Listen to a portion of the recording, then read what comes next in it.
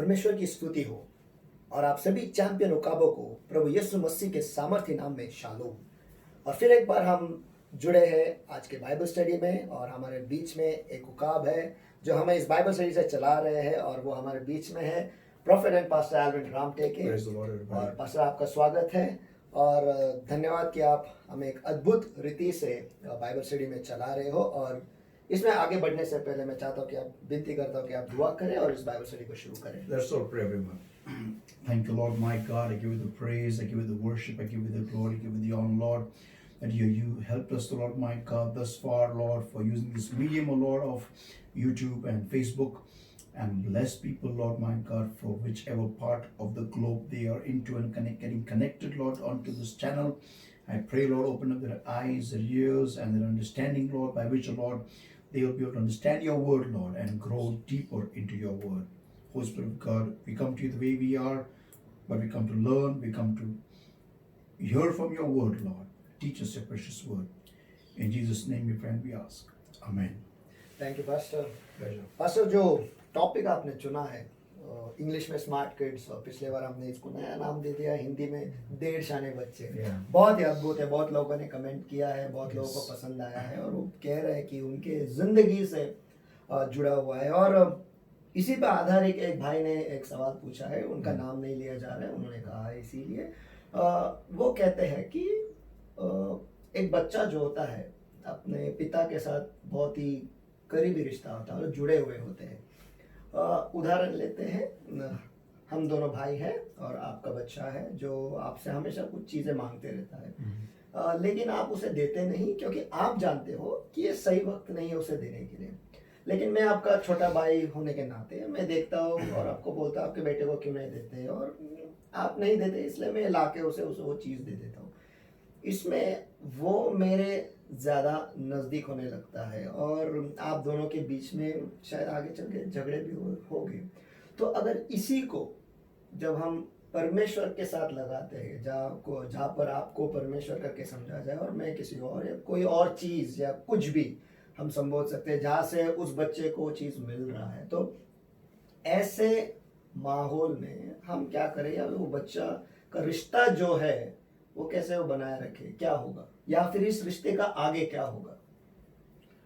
सबसे पहली बात तो अगर मैं मेरे बेटे को जो फलाना चीज़ उसे चाहिए अगर मैं उसको नहीं दे रहा हूँ और अगर आप मेरे छोटे भाई होके वहाँ पर आते हो और उसको वो चीज़ देने लगते हो, एक बार हो गया, दो बार हो गया, तीन बार हो गया, चार बार हो गया, हमेशा होने लगा, तो जब मैं उसको नहीं कह रहा हूँ कि तू नहीं, ये चीज़ अभी तेरे लिए सही नहीं है, ये तो तुझे नहीं मिलेगी। अगर आप मेरे छोटे भाई होने के बाद अगर आप उस वक्त आते हो और उसको बार बार वो चीज़ है कोई और चीज़ है मेरे ना कहने के बावजूद भी अगर आप उसको दे रहे हो, तो मेरे बेटे को ये महसूस होता है कुछ देर के बाद में कि ये मेरा जो अंकल है वो मेरे डैडी से कहीं ज़्यादा अच्छा है, और फिर वो मेरे अंकल को मीन्स उसके अंकल को मेरी जगह देना शुरू करेगा कुछ दिनों के बाद में। और ये होते हुए हम बहुत सारे फैमिलीज में देखते ही होता है कि जो बाप जो होता है वो जानता है कि ये बेटे के लिए सही नहीं है, फिर भी जब बेटे को वो चीज़ फैमिली के कोई और मेंबर से मिल जाती है, तो मसलन माँ हो या फिर सास हो या फिर दादाजी हो, जी हाँ, दादी हो, तो बेटा जो होता है तो भले उनको बाप नहीं मानेगा, लेकिन कुछ दिनों के बाद में बाप की जो जगह है या फिर अहमियत है वो कम होती जाएगी और बच्चा उन रिश्तेदारों को ज़्यादा अहमियत देना स्टार्ट करता है। उसी तरीके से जब मेरा शरीर जब मेरी सारी लालसाओं को मेरा देह या फिर शैतान मेरे शरीर के द्वारा मेरे सारी लालसाओं को पूरा करना शुरू करता है, मसलन उदाहरण के तौर के ऊपर अगर मैं देखा जाऊं तो समझो अगर मुझे दारू पीना है या फिर मुझे सिगरेट फूकनी है या फिर मुझे कोई गर्लफ्रेंड चाहिए या XYZ जो भी है, और परमेश्वर तो मुझे देने वाला नहीं है ये सब चीज़ें। जी हाँ, तो अगर शैतान किसी और तरीके से मुझे ये सब चीजें देना शुरू करेगा, तो नेचुरल है कि मेरी इच्छा, मैं जानता हूं कि मेरा पिता, स्वर्गीय पिता मेरा पिता है, मैं जानता हूं, लेकिन जानने में और उस रिश्ते को वैसे बरकरार रखने में, कायम रखने में बहुत फर्क होता है। तो मैं जानने के लिए जानता हूं कि पिता मेरा, स्वर्गीय पिता मेरा पिता है, मैं जानता हूं, लेकिन मेरी जो लालसाएं है, मेरी इच्छा है, मेरे स्वर्गीय पिता मेरी पूरी नहीं कर रहा है, जी हाँ। जो कि गलत है। तो पूरा कौन कर रहा है? शैतान, मेरे शरीर के द्वारा। तो मैं शैतान को वो अहमियत देना शुरू करता हूँ। दूसरे शब्द में देखा जाए तो मैं उसको ही पिता मानने लगता हूँ अननोइंगली। हिंदी में कहा जाए तो अजानते हुए। हाँ, अजान होते हुए, मीन्स जी। I don't have the knowledge, लेकिन मैं स्वर्गीय पिता को बाजू में कर देता हूँ और मेरे शरीर या फिर शैतान को वो जगह में दे देता हूँ। लेकिन पास्टर, परमेश्वर का यही स्वभाव अगर मैं लूँ कि वो नहीं देता है। अक्सर हम देखते हैं कि मसीह जो है, विश्वासी जो दुआ करते रहते हैं, परमेश्वर से एक चीज़ मांगते रहते हैं और बहुत समय हो जाता है कि परमेश्वर उन्हें देता नहीं है। तो इस स्वभाव की वजह से तो ऐसा नहीं कि वो देड़शाने बनते हैं और किसी और को मानने लगते हैं या किसी और चीज़ को या फिर शैतान को या उनके देह के लालसाओं को। शायद ये स्वभाव जो है परमेश्वर का न देना, या जब हम मांगते हैं, हम तो बच्चे जैसे या हद से जाते हैं कि वो हमारा पिता है, पिता हम मांग रहे तो दे, कि बच्चे की तरह। तो लेकिन पिता पिता है, वो जानता है कब देना कब नहीं देना, लेकिन हम बच्चे की तरह हम नहीं समझ पाते। ओके, ये बात समझने के लिए मैंने पिछली बार बोला था कि हम शैतान की साइकोलॉजी, हवा की साइकोलॉजी और आदम की साइकोलॉजी देखेंगे। जी हाँ। तो इसी पॉइंट के ऊपर हम आज के वचन में जाएंगे। क्या बात है। Okay, let us read genesis chapter 3 and versus 1 onwards. उत्पत्ति इसका genesis chapter 3 and versus 1 onwards. उत्पत्ति इसका 3 अध्याय वचन 1 से हम पढ़ेंगे। अब मैं पढ़ूँ? आप पढ़ सकते हैं, टाइम बचाने के लिए हम डायरेक्ट हिंदी में जरूर। यहोवा परमेश्वर ने जितने बनेलो पशु बनाए थे उन सब में सर्प दुष्ट था, और उसने स्त्री से कहा, क्या सच है? अभी मेरा पॉइंट ये, उसने स्त्री से क्यों कहा? अभी हम यहाँ पर शैतान की साइकोलॉजी देखते हैं, उसने स्त्री से क्यों कहा? इसके बारे में सोचने वाली बात है। स्त्री को ही क्यों पकड़ा? जी हाँ, शायद वो वहां पर होगी। इतना आसान नहीं है ये। अगर इतना आसान जवाब होता उसका, तो फिर हर कोई, किसी को ये जवाब मिल जाता। हमें सोचने की वाली बात यह है कि शैतान ने स्त्री को ही क्यों पकड़ा। अगर हम बाइबल का ही वचन ले, पतरस के पत्र में लिखा गया है, लेटर में लिखा गया है कि शैतान जो है वो गर्जना करने वाली सिंह के समान है, जो ढूंढते रहता है किसको वो फाड़ खाए। सही है। तो उसने स्त्री को ही क्यों पकड़ा? और बाइबल ये भी कहता है कि स्त्री जो है वो एक कमजोर वेसल है, या बर्तन है, या फिर इंसान है, कमजोर है। तो स्त्री को क्यों पकड़ा? इसका मतलब शैतान हमारे कमजोरियों के ऊपर ध्यान देता है। अगर मैं स्त्री करके ना लूं, या फिर स्त्री के जगह पे सिर्फ नाम रखूं कमजोरी, मेरी कमजोरी, ओके, तो ये कहने में कोई हर्ज नहीं है, ये कहने में, ये वाक्य कहने में कि शैतान का ध्यान हमारे कमजोरियों पर रहता है। लेकिन थोड़ा और मैं गहरा जाता हूं कि स्त्री को ही क्यों पकड़ा? स्त्री ऐसा क्या कर रही थी? चलो छोड़ो ये बात को कि वो कमजोरी है, वो सब बातें छोड़ो। जी। स्त्री ऐसा क्या कर रही थी? स्त्री ने ऐसी कौन सी फितरत दिखाई, ऐसे कौन से स्वभाव दिखाए जिसके वजह से शैतान को लगा यही वो सही बंदी है, या फिर यही वो टारगेट मेरा है जो आदम को गिराने में मेरी मदद करेगी। तो उसका मकसद आदम को गिराना था। Yes. तो वो वही चीजें ढूंढ रहा था जिसकी वजह से वो गिरेगा। करेक्ट। तो फिर इसका मतलब हवा ने कुछ तो बर्ताव किया होगा, कुछ तो किया होगा। तो इस पर क्या? या वही तो मैं बात कह रहा हूँ ना कि एग्जैक्टली हवा क्या कर रही थी जिसके वजह से हमें मालूम पड़ जाता है कि शैतान ने उसको ही पकड़ा। इस बात के ऊपर देखना बहुत जरूरी होता है। अभी थोड़ा मैं इसके ऊपर में और थोड़ा डीप जाता हूँ। अगर हम आज स्त्रियों को देखें, वुमेन इन नेचुरल में, कंप्लीट होल सेगमेंट में, ध्यान देता है उन चीजों की ओर जो ज्यादातर महत्व की नहीं होती है। हमारे फैमिली में अगर हम देखें, जब घर में भी कुछ भी अगर प्रॉब्लम आता है तो प्रॉब्लम को एनहेंस या फिर बढ़ा के बात करने वाला कौन रहता है? अक्सर औरतें ही होते हैं, या क्यों ऐसा? वो डरते हो गए वो। क्योंकि औरतों में एक नेचर, बहुत बड़ा नेचर होता है, वो फीलिंग ऑफ इनसिक्योरिटी ओके, औरतों में। अभी औरतें जो देख रहे हैं उनको शायद बुरा लगेगा, लेकिन ये फैक्ट है। औरतों में ज्यादातर फीलिंग ऑफ इनसिक्योरिटी बहुत रहती है कि अगर ये नहीं हुआ तो आगे क्या। उस फीलिंग ऑफ इनसिक्योरिटी को लेकर ओके, वो हमेशा उनके अंदर एक साइकोलॉजिकल ये होता है कि मुझे खुद को सिक्योर करना बहुत जरूरी है।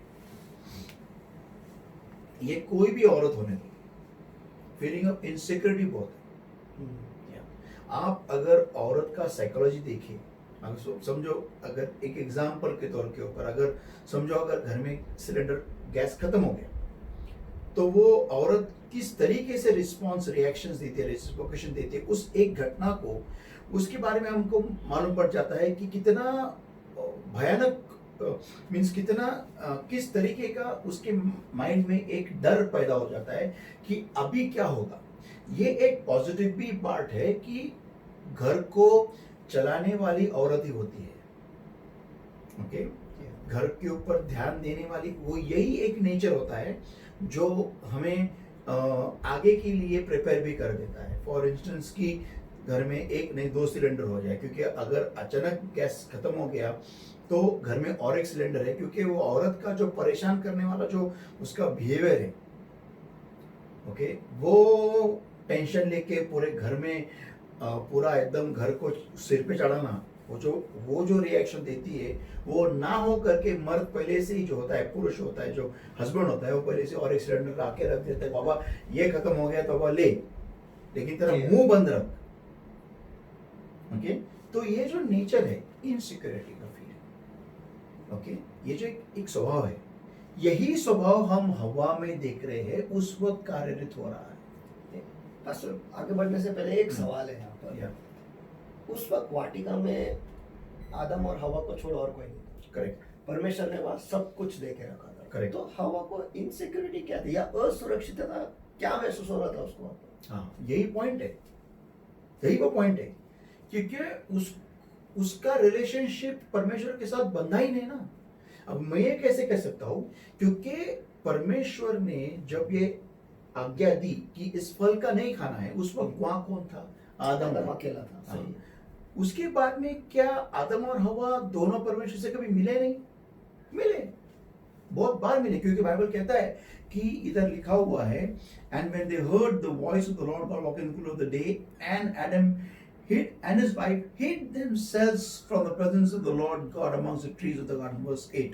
तब यहोवा परमेश्वर जो दिन के ठंडे समय वाटिका में फिरता था, उसका शब्द उनको सुनाई दिया। तब आदम और उसकी पत्नी वाटिका के वृक्षों के बीच यहोवा परमेश्वर से छिप गए। ओके, और आदम और परमेश्वर ने क्या पूछा, क्या बोला वर्स 9 में? और वचन 9, तब यहोवा परमेश्वर ने पुकार कर आदम से पूछा, तू कहाँ है? आदम से पूछा, आदम और हवा क्यों नहीं पूछा? तो ये अलग अलग मिलते थे? नहीं, इसका मतलब हवा जब परमेश्वर को मिलने आती थी आदम के साथ में, ओके, वो हमेशा पीछे ही रही होगी, उसने कभी रिश्ता जोड़ा ही नहीं।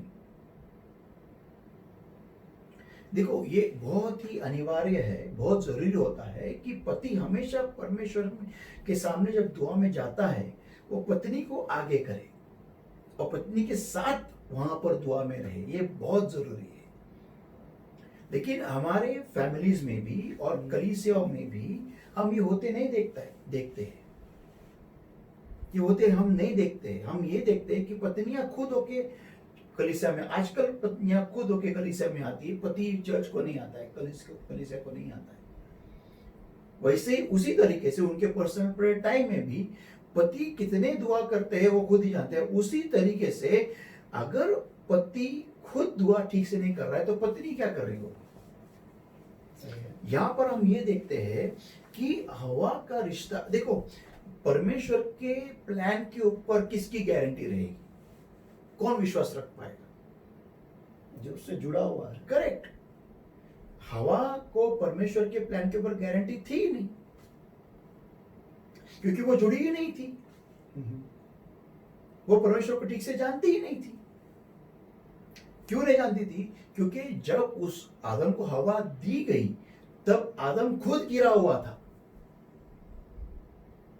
ये आपने कहा था पिछले Yes. बार, सही। आदम का गिरना उधर से स्टार्ट हो गया, जब वो ऐसे बर्ताव कर रहा था कि उसको किसी की जरूरत है। जैसे इजराइल राष्ट्र ने परमेश्वर से राजा मांगा, जी हाँ।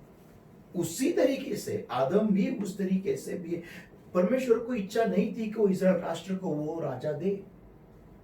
और बाइबल कहता है कि परमेश्वर को बहुत दुख हुआ ये बात जानकर कि इजराइल राष्ट्र बाकी के राष्ट्रों के समान खुद को ले रहा है, कि वो परमेश्वर को राजा करके नहीं ले रहे। ये परमेश्वर की इच्छा थी। और वही होते हुए हम देख रहे ईदन के वाटिका में कि आदम ने परमेश्वर को पहले ही, हवा तो बाद में, बहुत बाद में आई, लेकिन आदम ने पहले ही अपने शरीर को सर्वप्रथम, अपने शरीर के लालसाओं को सर्वप्रथम विशेष जगह देना शुरू की थी, देना शुरू किया था। इसीलिए हम देखते हैं कि जब हवा को परमेश्वर के बताए हुए शब्द पर गारंटी नहीं थी, और जब परमेश्वर ने बात की, हम आगे पढ़ते हैं, and the man said, the woman, verse 12 में, okay, and the man said, woman whom thou gavest to be with me, she gave me of the tree and I did eat. वचन 12, आदम ने कहा, जिस स्त्री को तूने मेरे संग रहने को दिया है, उसी ने उस वृक्ष का फल मुझे दिया और मैंने खाया। करेक्ट। तूने, ये नहीं बोल रहा है कि मैंने मांगा, ये नहीं बोल रहा है कि मैंने एड़ा तेड़ा रिएक्शन दिया, ये नहीं बोल रहा है वो, तूने।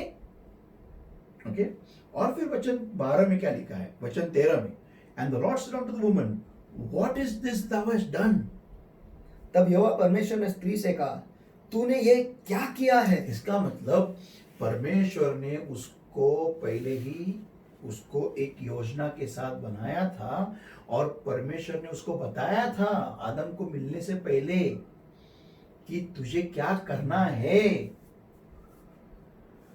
क्योंकि बाइबल में लिखा गया है कि हम पढ़ते हैं वचन दूसरे अध्याय में, उत्पत्ति के दूसरे अध्याय में, और वचन 23, नहीं सॉरी, वचन 22 में, and the rib which the Lord God had taken from man made he a woman and brought her unto the man. और यहोवा परमेश्वर ने उस पसली से जो उसने आदम में से निकाली थी स्त्री बना दिया और उसको आदम के पास या उसके सामने ले आया। That means, इसका मतलब ये होता है कि पहले बनाने के बाद में उसको फिर, आदम तो सोया ही था, तब स्त्री को अलग किया गया था कुछ टाइम के लिए, कुछ फेज के लिए उसको अलग रखा गया, और फिर कुछ दिनों के बाद, आई डोंट नो, कुछ दिनों के बाद, कुछ सालों के बाद, मैं नहीं जानता, लेकिन इतना जरूर है कि आदम तुरंत उठने के बाद हवा को नहीं लाया गया, इतना जरूर मैं जान सकता हूँ। ओके। और क्योंकि यहाँ लिखा नहीं है वो कि तुरंत उठने के बाद हवा को सामने प्रस्तुत किया गया, जी हाँ, ऐसा नहीं लिखा गया है। And made a woman and brought her unto the man and Adam said, this is now, इसका मतलब आदम पहले ही नींद से उठा आया था, वो अपने काम में लगा हुआ था, और फिर परमेश्वर ने उसको राइट टाइम पे उसके सामने लिखे। लेकिन वो फॉल्टी एडम के उसी गिरे हुए लेवल में से हवा को निकाला था, और उसको बताया गया था कि एग्जैक्टली तुझे क्या करना है। लेकिन जब वो आज्ञा दी गई थी तब कि इस पेड़ से न खाना है, तब आदम अकेला था, तो आदम का ये काम था कि हवा को उस पेड़ से दूर रखे।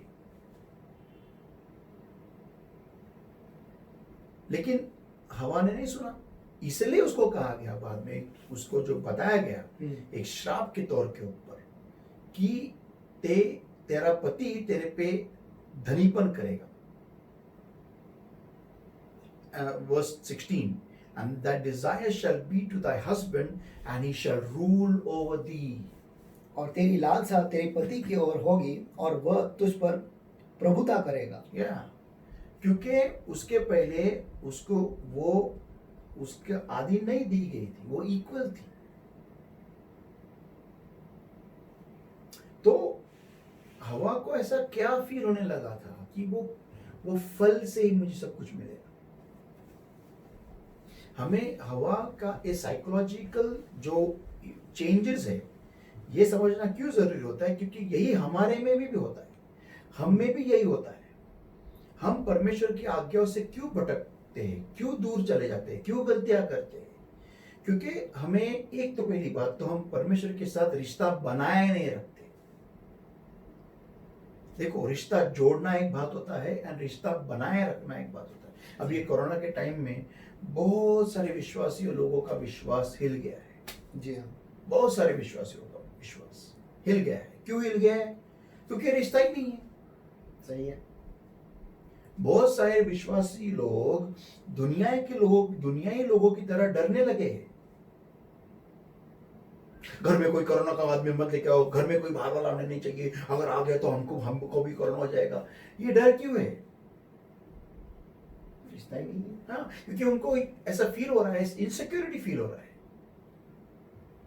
क्यों इनसिक्योरिटी फील हो रहा है?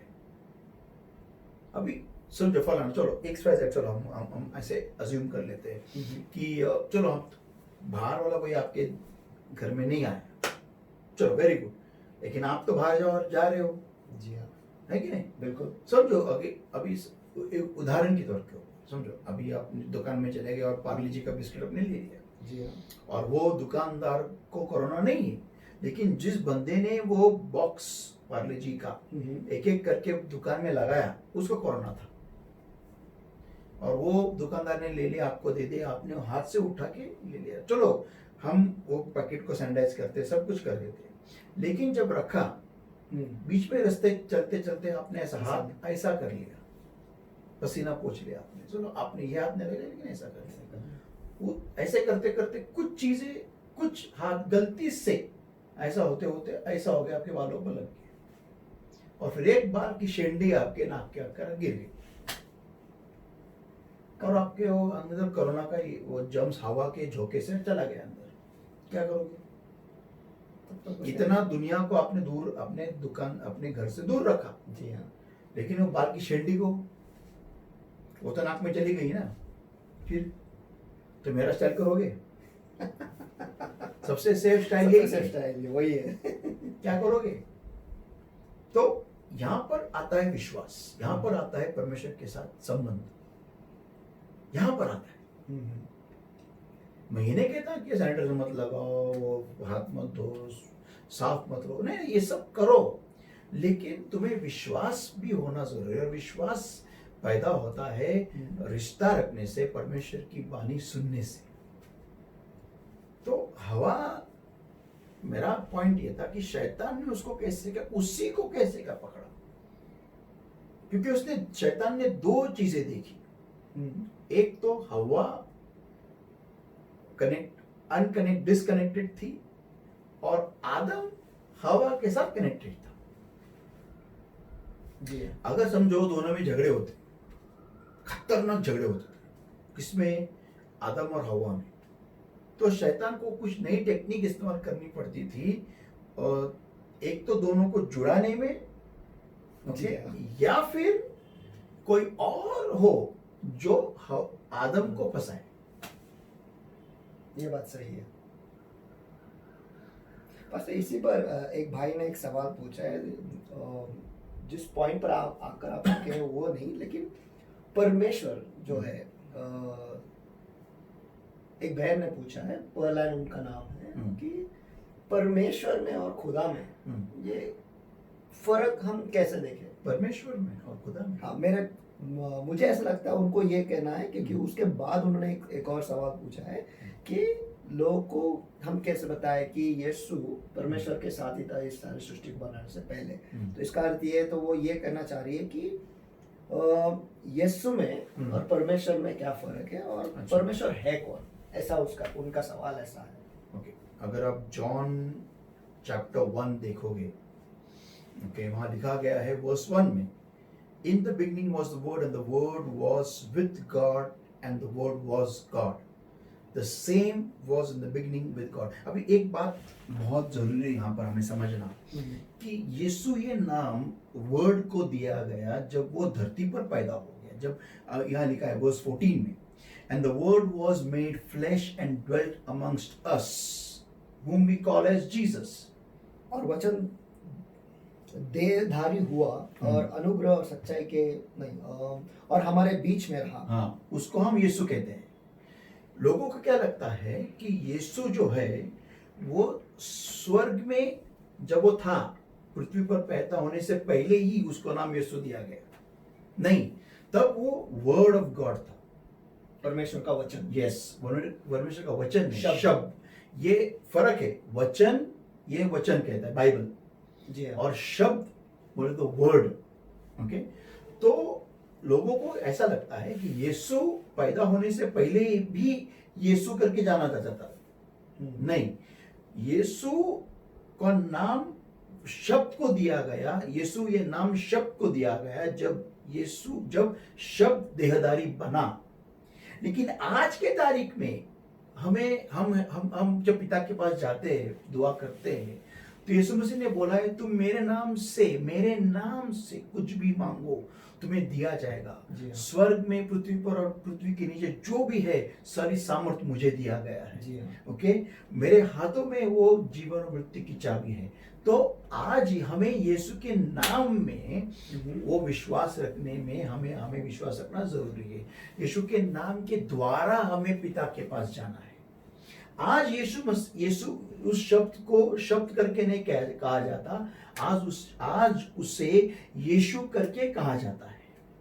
आज की तारीख में पुनरुत्थान के बाद से पुनरुत्थानानंतर येशू ख्रिस्ता शब्दाला येशू म्हणून संबोधलं जातं। पुनरुत्थान के बाद से शब्दाला, शब्द को यीशु करके संबोधित किया जाता है। जी हाँ। पुनरुत्थान के बाद से आज भी हम उस शब्द को, हम ये नहीं कह सकते, हे पिता मैं तेरे शब्द के द्वारा तेरे पास आया हूं। नहीं,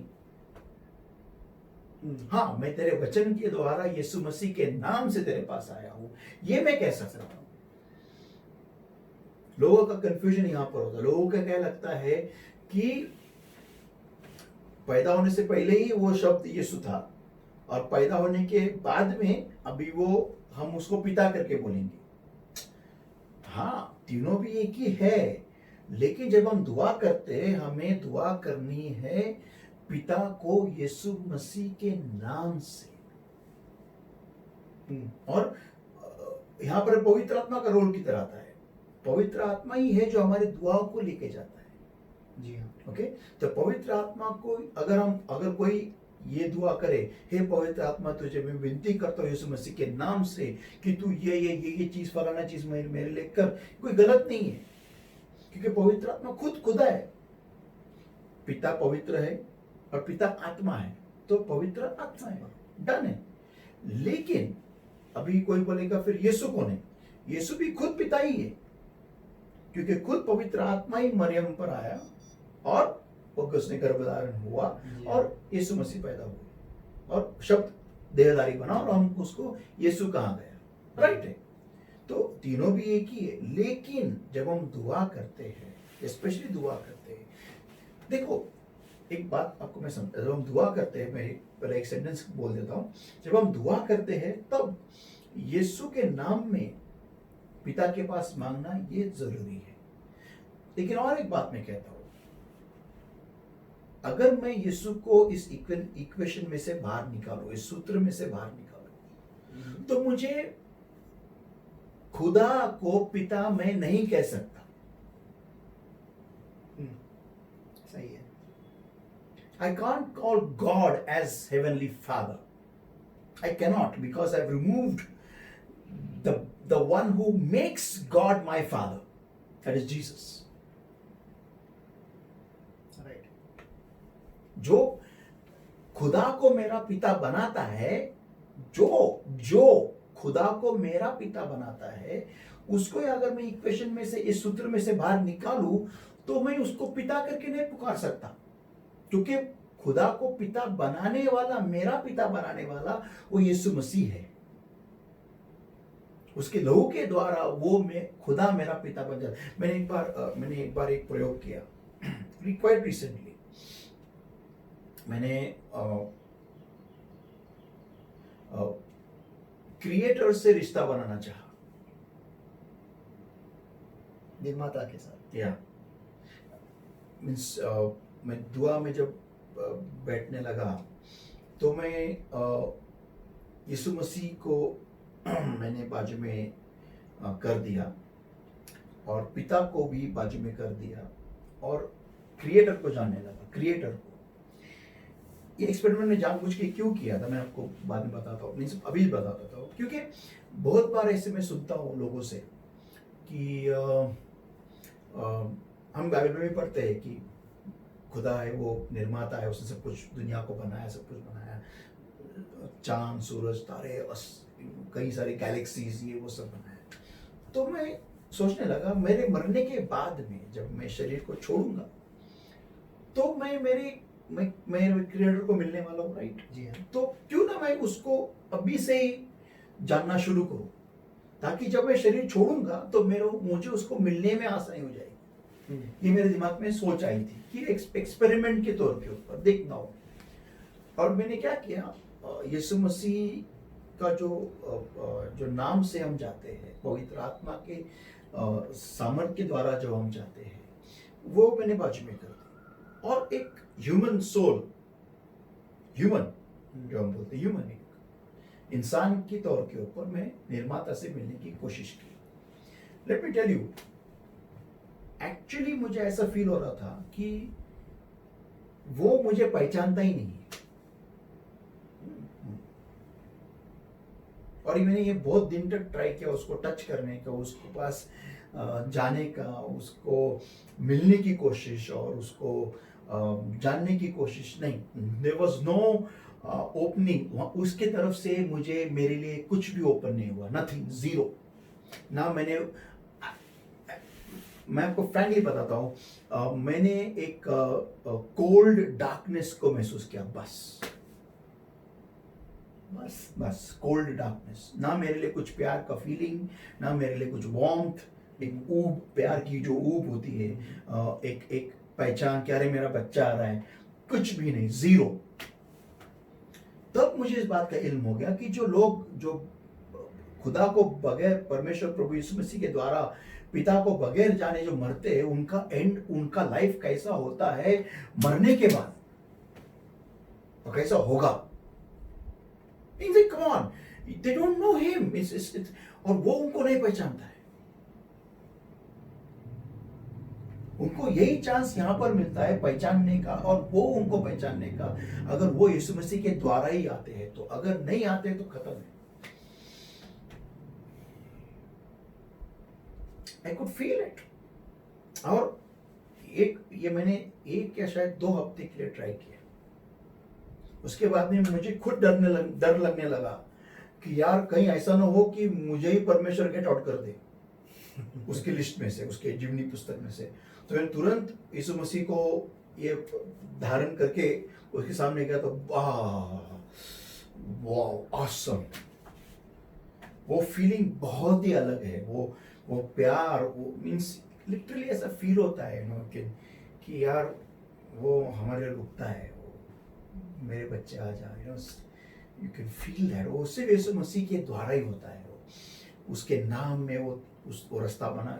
कम ऑन, जीसस ने बोला है, I am the way, the truth and the life, no one can come into the heavenly father, no one can come into the kingdom of God और the king of heaven, no one can come into the father except through me, to the father except through me. It's possible ही नहीं है।